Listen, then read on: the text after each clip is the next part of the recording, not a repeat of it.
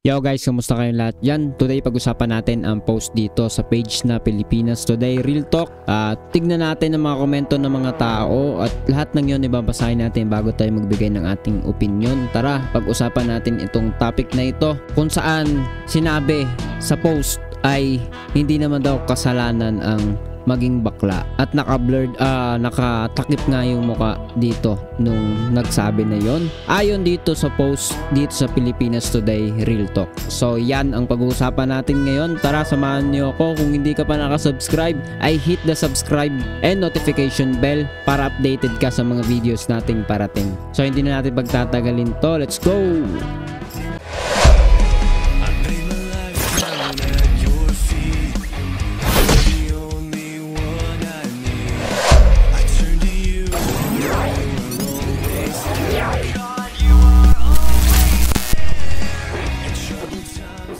So yun nga guys, syempre gaya ng sinabi natin kanina, ay babasahin muna natin kung ano yung mga nakalagay dito. Una, syempre dito sa caption, ang sabi dito, louder sis. Ibig sabihin, laksan mo pa, iparinig mo pa, 'di ba? Ganun naman 'yun. Ito ang naging sagot ng teenager at proud gay na si Jenna Marie. So hindi na siguro ito yung totoong pangalan niya. Gayun pa man, tuloy natin no sa kanyang TikTok post tungkol sa pagiging parte ng LGBTQ community at ang diskriminasyon na nararanasan ng mga katulad niya. Kasi sa mundo hindi maiiwasan. Ito na yung mismo sinabi yata niya, no? Aniya, no?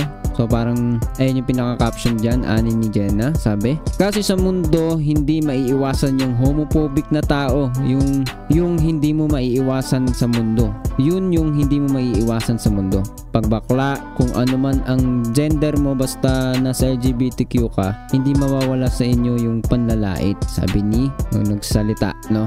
So, hindi ko na mabanggit masyado yung pangalan dahil naniwala ko hindi na siguro yung totoong pangalan niya. Ngayon pa man, tutuloy, no? Kasi lahat ng galaw mo, lahat ng sinasabi mo, lahat ng ginagawa mo, may masasabi at masasabi ang mga tao. Kaya yun yung masasabi ko. Dagdag pa ni Jenna. Pero may nakalagay pa dito, no guys, sa mismong picture. So iba pa yung caption, iba pa yung nandito sa picture. So siguro may full video nito at mukhang may mic naman dito sa bandang dibdib niya nakalagay. I think, no, isa siyang microphone at kung may makakapagpakita ng ating ng kanilang full video about this interview or this statement, so we can fully see the full video. Tama ba yung grammar natin? So yun, gayon pa man, patuloy nating babasahin, no? Pati yung nasa picture, hindi naman kasalanan na maging bakla. So ayan na guys, hindi naman kasalanan na maging bakla, di ba? Question yan, di ba? Ano ba yan? Question ba o deklarasyon? No? Kasi tuldok ang ginamit. Hindi naman kasalanan na maging bakla, di ba? Nagtatanong ba siya or ano ba yung tono dyan? Kasi may iba yan pag pinanood natin yung video siguro. So I believe itong sa Pilipinas Today Real Talk, whether ito yung owner ng page or isa lang sa mga nagmamanage ng page yung nag-post dito, taga-post nila, makikita natin na hindi siya neutral kundi doon kagad siya sa side nung subject nitong topic. Kasi sabi, louder sis. So I think hindi naman galing dun sa tao yung part na yan, no? And then itong the rest sa caption and nandito, hindi natin alam kung paano nabuo yan. Yan ba yung kabuuan talaga ng kanyang sinabi? Tapos may dagdag pa dito sa post. Sige, tuloy lang natin. Sabi dito, hindi yun naman kasalanan na maging bakla, di ba? Kung yun talaga yung kapalaran mo, sundin mo. Kasi di ba hindi mo naman pinangarap na maging bakla? Kusa ko lang naramdaman. Okay, so yan yung opinion niya, guys.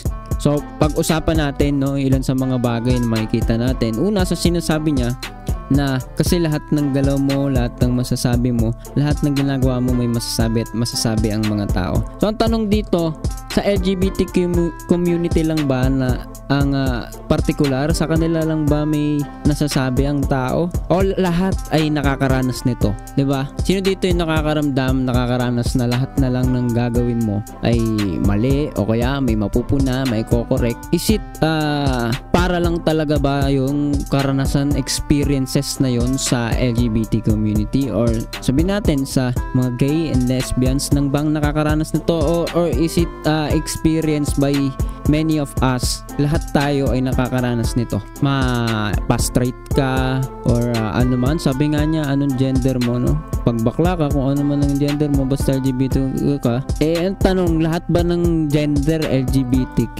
di ba? Kasi sabi, pag bakla, kung ano man ang gender mo, basta na sa LGBTQ ka. So I believe marami straight hindi LGBT. Pero ang kung sasakyan natin, titignan natin, ang sinasabi lang naman niya is yung general, yung karamihan, pangkalahatan. Siguro yun yung point of view niya. Hindi natin alam. So ano pa man na ano niya, tinutumbok niya yung lahat. Ano man ang kasarian mo, hindi mawawala sa inyo yung panlalait.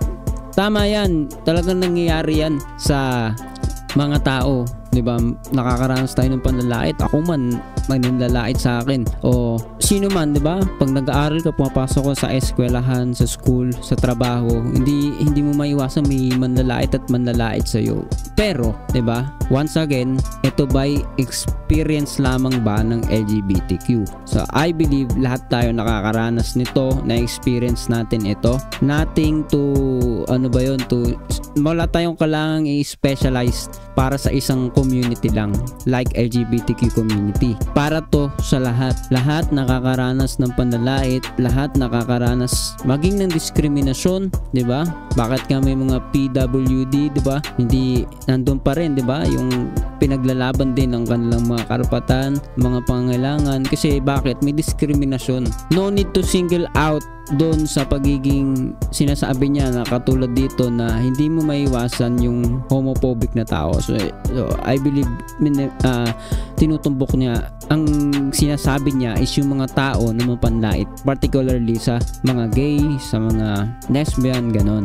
So ako naniniwala ko, kahit anong kasarian mo, kahit anong itsura mo, kahit anong paniniwala mo, meron mga taong mapanlait, lalait at lalaitin ka. So yun, nilinaw lang natin yung parte na yon, na I believe na masyado lang nating nabibigyan masyado lang binibigyan ng pansin itong sa LGBTQ, which is something na hindi magiging maganda kapag ka tinignan mo, dahil parang sila na lang yung naaapi, parang sila na lang yung nasusukol, or sila lang yung nadidiscriminate.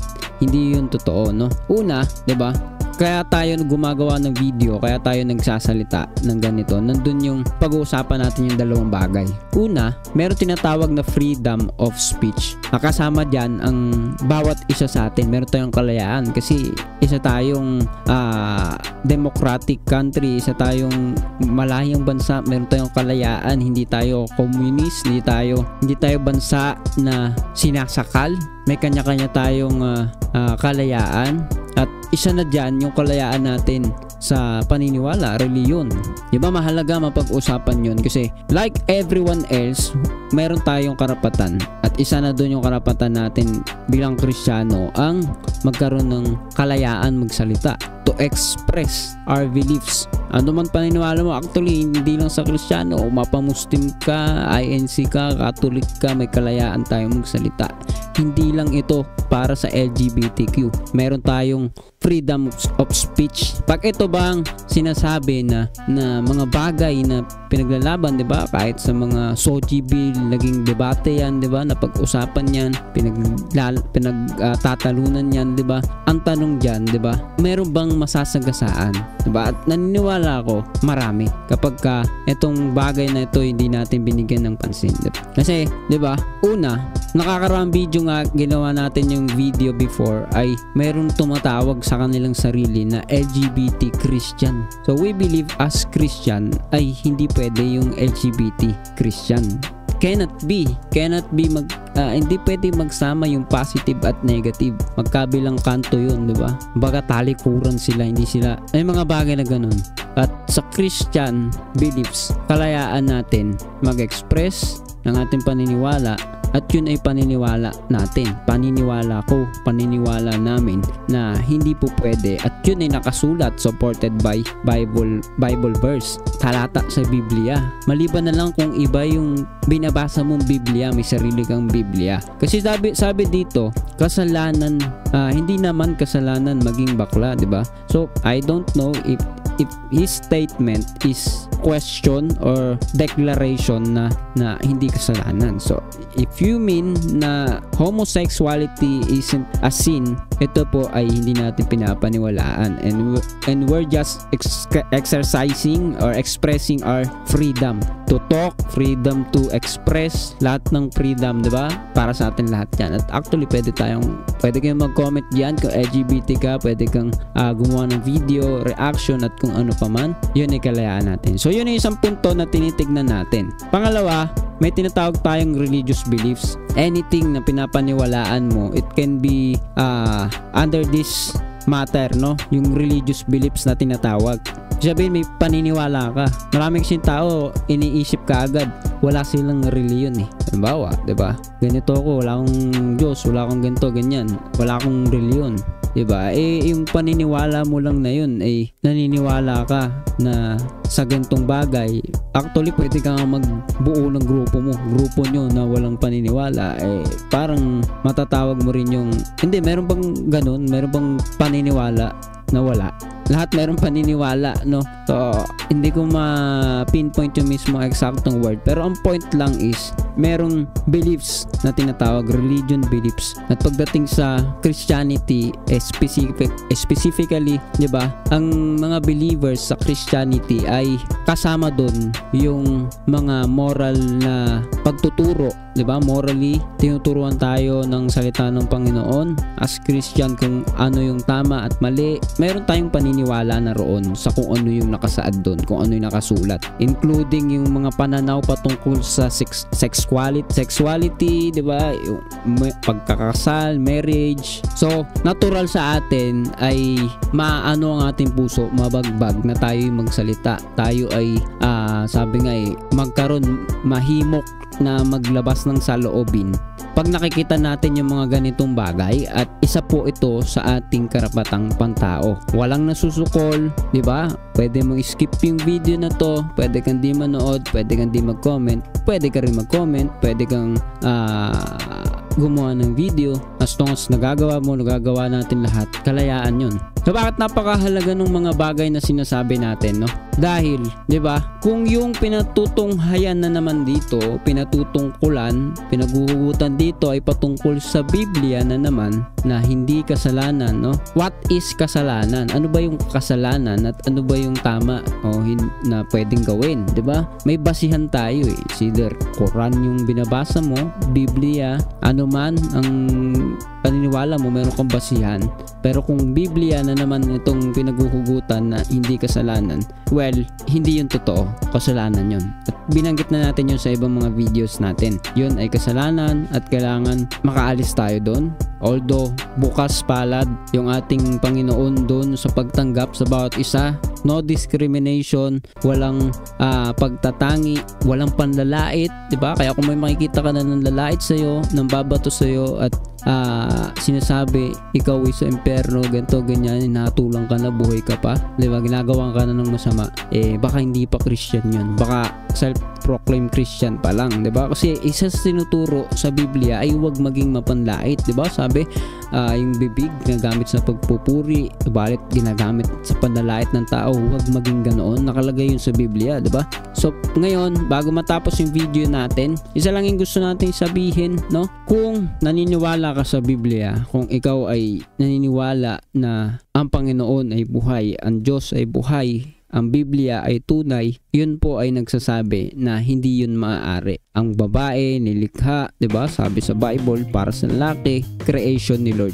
At marami pang mga kasulatan makikita tayo na kung gaano nagagalit ang Diyos sa ganitong mga bagay. Subalit hindi natin mapipilit ang isa't isa, 'di ba? Magkakaiba tayong paniniwala. Pero nawa, 'di ba? Wala tayong sakalin na kapwa natin na porke nag-express ka ng paniniwala mo, ng saloobin mo, ng iyong na-exercise mo yung kalayaan mo is gusto ng tao ibagsak ka kagad, diba? Yun ay isang pandulupig sa kalayaan ng isang tao, ng isang bahagi o grupo ng tao, which is, I believe, hindi magiging fair. Pero kung kalayaan para sa lahat, gawin ninyo yung gusto ninyo, gagawin namin yung sa amin. Gagawin ng bawat isa yung gusto niyang gawin. Wala pa kailangan ng paniniwala, pero 'di ba, huwag din idadamay yung Bible or yung pagiging Christian kasi asahan natin may magsasalita at magsasalita. So yun lang guys. Hopefully naging maganda ang ating discussion dito. At ikaw, ano masasabi mo sa topic na to? Comment down below and see ya sa susunod nating video. See ya.